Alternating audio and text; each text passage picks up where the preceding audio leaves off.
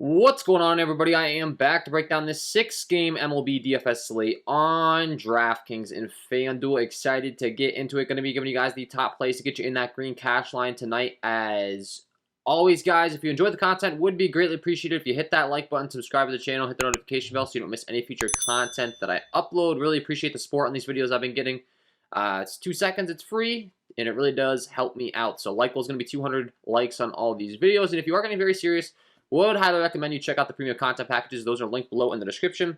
Patreon.com/KJK_DFS. I do offer a Prize Picks MLB package, a Super Draft MLB package, a DraftKings FanDuel MLB package, a Prize Picks WNBA package, and a All-Star package, which is going to give you access to exclusive live streams, exclusive Discord, VIP treatment. You get the Prize Picks Super Draft, DraftKings, and FanDuel, all at a very affordable price. So put all that together in one package to give you the most value possible without paying, too much compared to some of these other sites across the industry. You're getting access to all this stuff at what you would get access to, not nearly as much. So that's the goal. Provide as much value as possible over there. Make it affordable.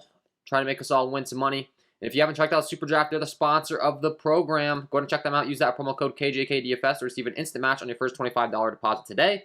We went 5-0 yesterday on our NBA props for that Game 2 in the NBA Finals. So on Super Draft, you would have got 20x your money if you would have locked in that ticket. 20x your money, you could be making a good chunk of change there. If you put on $100, you would have been making $2,000 in one night. So if you haven't checked them out, check them out today, guys. I'll be giving out free picks for that. I do offer the premium. You can use that code KJK DFS to receive that instant match up to $25, or you can click the link down below in the description. It's going to shoot you on over to this player props page.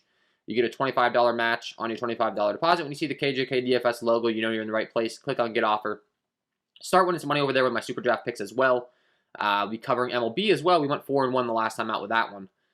So if you mix and match those, you would have won some money as well. So check them out. Let's get into the picks today, guys. And don't forget to stay tuned to the end of the video for my home run call of the day, fan favorite segment on the channel. Guy that I'm picking to go deep tonight.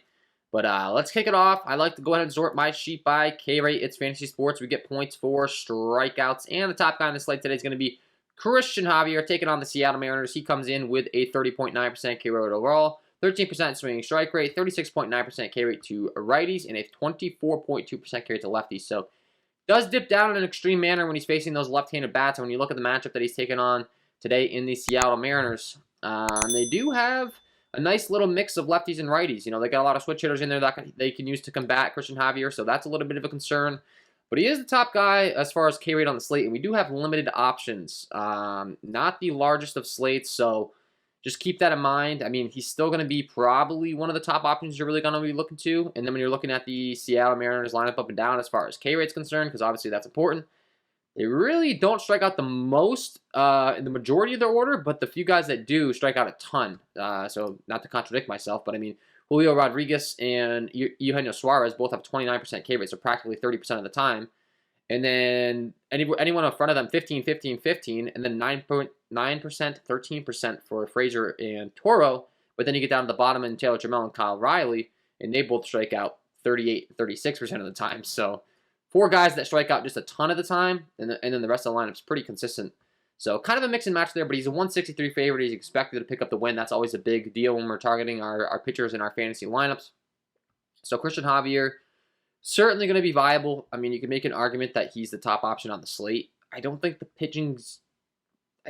this is a slate where the pitching's going to win you a tournament, though. Like, this is just kind of ugly. It's a 6-gamer. This Arizona Diamondbacks Cincinnati Reds game looks like it's going to get canceled. So this is going to turn into a 5-gamer, essentially. I don't even think we can go to Bumgarner or Hunter Green. I mean, maybe that changes. I'm going to still talk about it in case it does. But, yeah, Christian Javier, big favorite. Does have the top strikeout stuff on the slate. Certainly does make sense as an option you could be going to. It's just a matter of your lineup build, your bats, which we'll talk about in the second half of the video, whether he's worth paying up for on the site you're playing on. But then we have Robbie Ray taking on the Houston Astros. He's a 30.8% K rate overall with a 15.7% swinging strike rate, 30.6% K rate to righties, and a 31.5% K rate to lefties. But the Vegas data does not look too good for him in this same exact game. He's expected to give up quite a few runs here. 4.73 implied run total for the Houston Astros. Robbie Ray does have some elite strikeout stuff, but when you look at the Houston lineup up and down, they just don't strike out. Starting from the top and Altuve, 13%, 14, 15, 23, 9, 14, 14. The two bottom guys have a high strikeout rate in Siri with 34 and Maldonado with 31. But the rest of the lineup just really doesn't strike out. Robbie Ray gives up a lot of hard contact when he's not striking guys out. So I do think he's like the ultimate tournament option on the slate. If you want to play a guy that could possibly get under-owned because of the Vegas data and the size of the slate and people getting scared to go to him, I think this is a perfect scenario for you to just bet on the talent of Robbie Ray and the swinging strike rate stuff. Hope he has his command, hope he has his control, and just dominates. So I think he's probably going to be the top leverage play on the slate, like just getting lower ownership on guys that people are scared to play. So for that reason, I think he could be interesting, but clearly Vegas, not expecting him to perform too great here. So less than ideal. Blake Snell taking on the New York Mets. He has a 30.8% K rate overall with a 13% swinging strike rate, 28.7% K rate to righties, and a 38.3% K rate to lefties. Same thing as Robbie Ray. Very similar pitchers where they have good strikeout stuff, but they give up a lot of hard contact. He has to take on the New York Mets, which is a less than ideal matchup, but he does get to do so in San Diego, which is one of the best hitting environments the best pitching environments in baseball. So that does help his case a little bit. Pulling up the diagram as far as how it plays out there in Seattle. Let's see here for the Seattle Mariners. You can see a lot of red and yellow going on there. A lot of red overall on the chart. Just really not the friendliest of confines out there in T-Mobile Park. So obviously that's going to help a guy that gives up quite a bit of hard contact. And then when you break it down the New York Mets from a strikeout aspect against left-handed pitching, I do think that there's, a case to be had here for Blake Snell. 30% K rate for Nito, 16, 17, 20, 32, 20, 15, 24, and 19. I mean, the Mets are a pretty good lineup, but they only have a 3.67 implied run total. Snell's a 118 favorite. He's in a great pitching environment. The other pitchers on this slate are really, not the prettiest. And then when you're looking at the price tags on FanDuel, you get him at a nice discount. He's down there at 7.5 as far as DraftKings is concerned. As far as where they have Blake Snell, he's down there at 8.1. So you do get a nice discount off him up the top tier. He's got a lot going for him in this matchup, so I do think Blake Snell looks pretty intriguing on the slate today. He might be a spot that you're looking to go to for sure. Hunter Green in Arizona, like I said, there's a high likelihood this game doesn't play. He's pretty simple. He's got electric stuff, but he gives up a ton of hard contact. He can throw over 100-mile-an-hour fastball, but has just been getting hit really, really hard when he's not striking people out. So I do think Arizona could be a pretty interesting stack in Cincinnati, which is a great hitting ballpark if this game plays. The same can be said for the Reds. I wouldn't want to play either pitcher in this spot. I would want to load up on the bats if it does play. So that just kind of tells you where I'm at there. John Gray taking on the Cleveland Guardians. He has really good ground ball, fly ball stuff. Really good K rate against righties. Against lefties, it drops down, and he does give up a lot of hard contact against those lefties. So we do prefer to target him against right-handed heavy lineups if at all possible. The Guardians, as far as how they fare, righty-lefty splits on their lineup, they're pretty splits neutral for the most part. I mean, John Gray just simply having good hard contact stuff and good ground ball fly ball stuff could be enough to make him a viable option on the slate. That's just kind of the way this slate's turning out. 8-1 for John Gray on FanDuel. As far as DraftKings is concerned, he's down to 6.6. So a nice discount on DraftKings, I will say. So he's someone that definitely will probably garner some ownership as an SP2. And he should. I mean, he just had 12 strikeouts on one earned run against the Tampa Bay Rays in 7 innings pitched. And now he's 6.6 on DraftKings. That doesn't add up. DraftKings has been doing a worse job of pricing pitching for a long time compared to FanDuel. FanDuel gets a lot of bad rep for pricing mishaps, which they do have their fair share in other sports. But one thing I got to say is they do a much better job of pricing up pitching than DraftKings when it comes to MLB. So take the discount on John Gray over on DraftKings. On FanDuel, you could certainly go to him as well, but he's not priced at that discount. Ross Stripling's a reverse splits guy. So once again, I mean, he's just really not that great across the board. The Royals aren't the greatest either, though, so you can make an argument for him just strictly because he's a 167 favorite. The Royals, as far as how they've fared against right-handed pitching on the year, let's go ahead and pull that up. Let's see. Kansas City Royals, they are the 8th worst team in the league as far as WOBA against right-handed pitching, so not the greatest of lineups. For that reason, you can make an argument for Ross Stripling once again. The pitching's just really ugly. Like, once you get down past Javier, I don't know. I guess Carlos Carrasco's been really consistent. Good ground ball, fly ball stuff. If you want to go to him against San Diego, once again, great pitching ballpark. Like, I guess him and Blake Snell are automatically just going to be in play for that reason, it seems. I mean, they get much friendlier pitching confines than anyone else on the slate. 67 degrees, get the marine layer out there. on the West Coast late at night. Ball doesn't travel quite as good. Then we're looking at Carlos Carrasco as far as what he's been doing as of late. Really good form. The only problem for me is the pitch count, but he got up to 95 last time out, 5 strikeouts on 5 innings pitched. He's been good. He's 9-3 on DraftKings, which just seems a little high. He's 8-5 on FanDuel. Once again, the pitching's ugly, so if you could just fit him in your lineup with the bats that you like sure. But I don't think prioritizing pitching is going to be the way to go on this slate. I think that we figure out our bats first, and then we slide in the decent enough pitchers that are left for us. And I think the bats are going to win the tournament. So, I mean, that's enough for me as far as the pitching. Let's switch over to hitting. As always, I like to go ahead and sort my sheet by Sierra, skill and active ERA, figure out the worst pitchers on the slate. This is a good way of figuring out how bad a pitcher's been so far, how good he's expected to be in the future, etc. And the worst guy in the slate is going to be Daniel Lynch, taking on the Toronto Blue Jays. He has been terrible across the board. He has a 4.97 Sierra, only an 18.4% K rate. He has a walk rate. He gives up a 36% hard contact rate, 475 slugging to righties, only a 200 slugging to lefties, so he does shut down those left-handed hitting bats against him. He is a left-handed hurler himself. But unfortunately for him, the Blue Jays don't have a lot of left-handed bats. They're all righties, and that's going to be a problem because they're on the road. They have a lot of right-handed bats. They're in Kansas City, which is a great hitting environment outside of home runs, but when you have guys that can hit the ball 400-plus feet, I really don't care. Pulling up the diagram as far as Kansas City is concerned, you can see a lot of green going on out there in Kauffman Stadium outside of the home runs, but still, singles, doubles, triples, everything you could ask for as far as Kauffman Stadium. And the matchup in the splits issues, and then the lineup, it's everything you could ask for. So, not to mention the Kansas City Royals have one of the worst bullpens in the league. They have the 3rd worst bullpen in the league for xFIP. So this is just a smash spot for the Toronto Blue Jays. Want to be loaded up on the right-handed bats. George Springer, Bichette, Vladdy Guerrero, Teoscar Hernandez, Kirk, Chapman, Espinal, Gurriel. You can literally play every single bat in this lineup. Zimmer would be my least favorite, but if you had to go there just to get exposure to the stack and he's the cheapest guy and you need the salary relief, you can do it. I don't think that's going to be the case. Like I said, I think I want to prioritize my bats over my pitching in this slate. So for me, like going to Zimmer probably doesn't make too much sense. Unless you're thinking you want to jam in like Javier and Robbie Ray, 2 elite pitchers, maybe get them low owned and somehow be able to fit in the Blue Jay stack. I don't know if you're going to be able to do that with these top elite bats that I really want to get exposure to, like a Vladdy, like a George Springer. But yeah, I mean, these guys are some of the top options on the slate. It's a no-brainer. Load up on the Blue Jays, so that's going to be the first spot that we'll be targeting. Daniel Lynch, definitely want to be targeting him. Cal Cantrell, the next guy on the slate that we'll be targeting with a 4.65 Sierra. He only has an 8.7% swinging strike rate. Hard contact stuff's actually not bad though. Lefties is where he struggles the most. 369 slugging, only a 22.9% K rate, gives up quite a bit of slugging. Righties he's actually pretty decent against. Overall, just a mediocre pitcher, but we do prefer to target him with left-handed power. So Corey Seager definitely would be in a good spot. Cole Calhoun, Jonah Heim.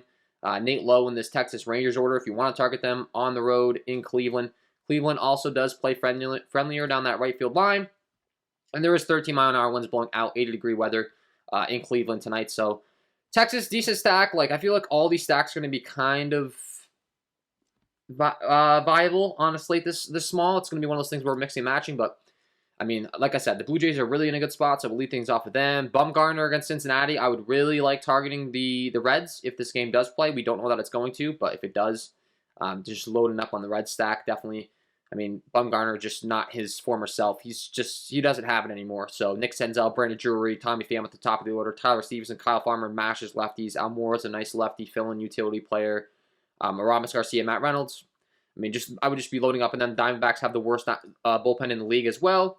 And then Cincinnati has the 4th worst bullpen in the league, and Hunter Green's been giving up a lot of hard contact, and this is all in a good hitting environment. So we need the confirmation on the weather, but I will say I do like both these stacks a lot if this game does play. So that would be a nice little addition to some bad options. It doesn't look too promising, but Noah Syndergaard, really good ground ball, fly ball stuff. He isn't striking anyone out, though, and he has been getting hit around as of late. And the Red Sox have a really good lineup, talented.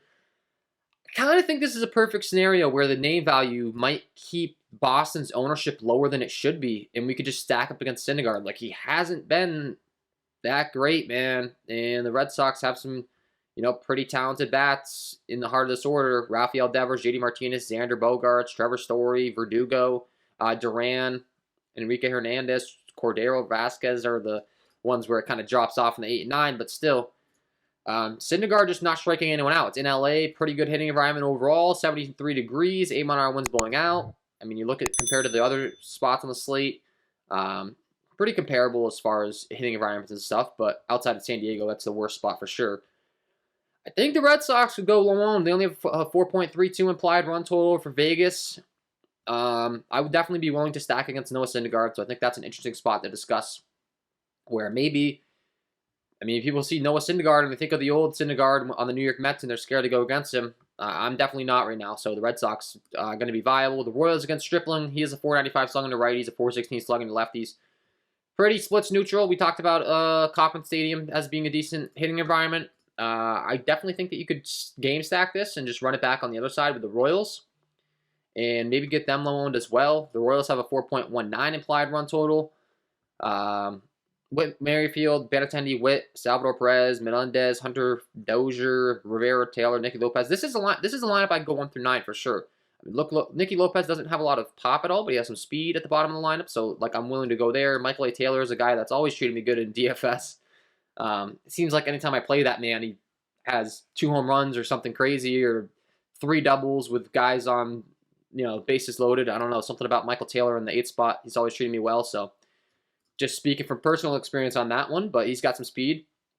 Yeah, the Royals are definitely stacked. You could be looking to. It's such a small slate, man, though. These are all going to be viable, like Michael Wacha, LA Angels. 452 slugging with the righties with a 397 slugging with the lefties. He gives up a lot of hard contact. We know the Angels have some really talented bats at the top of the lineup with Ohtani, Trout, Walsh, Stassi, Marsh, Rengifo, Odell, Velasquez, Duffy. Really, the only thing that scares me off this lineup is the strikeouts. And Wacha, not the most elite K guy. He only has a 22.8% K rate to righties, a 19.4% K rate to lefties. So this is the perfect spot to stack up the Angels. A team that does rank really good as far as power is concerned against right-handed pitching. It's just the strikeouts. But, I mean, they're 1, 2, 3, 4. They're 5th in the league in ISO against right-handed pitching. So they have some power. Obviously, Ohtani, Trout, always going to be, nice power options in the heart of the order. Angels definitely look like, one of the top stacks. The Vegas data kind of implies it. But, yeah, I mean, you got to love the Angels. John Gray against Cleveland. This is where I was talking about the ground ball, fly ball stuff is really good for him. So, for me, I don't really know that I want to be targeting the Guardians all that much. Carlos Carrasco against the Padres. He gives us some hard contact to righties, but once again, it's out there in San Diego. Not the best hitting environment. Like, do I really want to be stacking them up outside of just getting a low-on stack? Not really. Snell against the Mets, same story for him. Green against Arizona, I talked about I would have interest in Arizona if this game does play. We need confirmation. Christian Javier against Seattle, I think it's literally viable to stack against him strictly because he's probably going to be the highest owned pitcher on the slate, and while he does have good strikeout stuff, I mean, you look at the rest, the ground ball, fly ball stuff's terrible. Because it gives up a ton of fly balls, not the most slugging, only a 320 slugging against righties. Against lefties, it does go up a bunch. But, I mean, this is a guy that his hard contact metrics as far as like fly ball stuff is, not good. He could get blown up. And if he gets blown up and you have the Mariners, who everyone's playing Christian Javier on such a small slate, 1, 2, 3, 4, 5 games probably with the Reds game getting canceled, I don't think there's a better way or a more straightforward way to have a path to coming in first place in a tournament than just if 70% of the field's going to play Christian Javier as their pitcher, then if Christian Javier gets blown up and you have the bats against him, no one's going to have those bats. No one's going to have those bats. Everyone's going to have Christian Javier. So you're getting maximum amount of leverage. That's kind of where my brain goes on a slate like this. So do I think that's viable? Absolutely. J.P. Crawford, Jesse Winker both hit from the left-handed side of the plate. Adam Frazier, Taylor Trammell, Toro. And then you have some power bats on the right-handed side of the plate in Ty France, Julio Rodriguez, Eugenio Suarez. And they're in Houston, which is a big ballpark upgrade for the Seattle Mariners. This is way better than their home ballpark, especially down that left field line. Plays nice and friendly to those right-handed hitters that can pull the ball.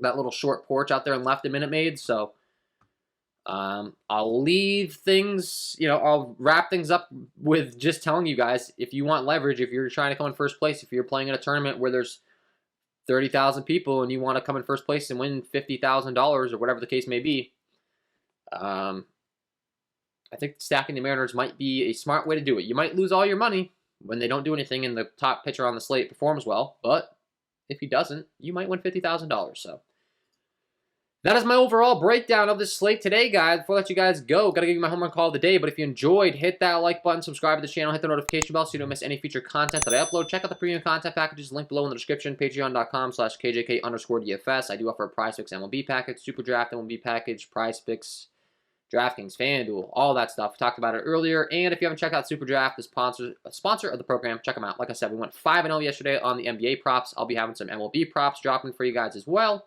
Do offer those in the premium content packages if you want to check those out.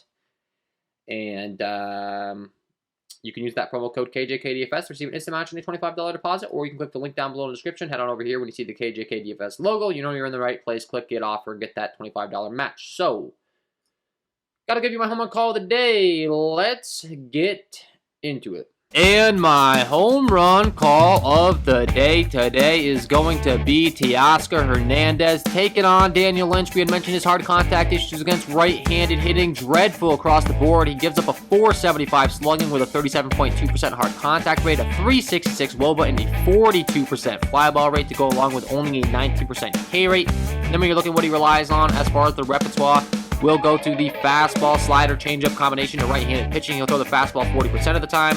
Slider 28, and the changeup he'll mix in at 18% clip against those right-handed hitters. Fastball, you're looking at a 93-mile-an-hour fastball on average, and Teoscar crushes that pitch. A .421 ISO with a 41% hard contact rate to go along with a .480 WOBA off left-handed pitching.